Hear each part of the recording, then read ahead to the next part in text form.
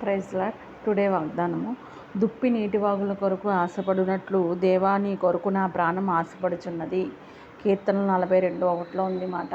దుప్పి నీటివాగుల కొరకు ఎలాగ ఆశపడుతుందో, నీటివాగులు రాక కొరకు, నీటివాగులు మరి అది తాగడం కొరకు ఎలాగ ఆశగా ఉంటుందో, అలాగే చకోర పక్షి అని ఉండేది. అది ఈ యొక్క వర్షాకాలంలో ఉన్నటువంటి స్వాతి బిందువులను తాగడానికట అది అలా నోరు తెరుచుకునే ఉంటుందట.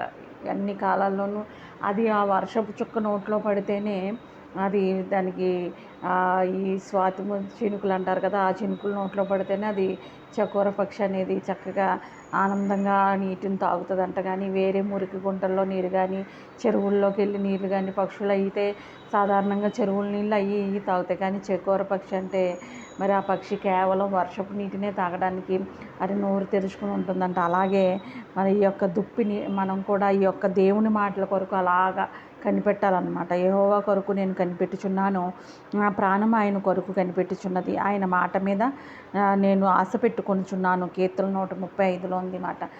మనం కూడా ఆయన మాట మీద అలాగా ఆ చకోర పక్షిలాగా ఆశ పెట్టుకోవాలి. మరి పెట్టుకుందామా? ఆమేన్. హల్లెలూయా.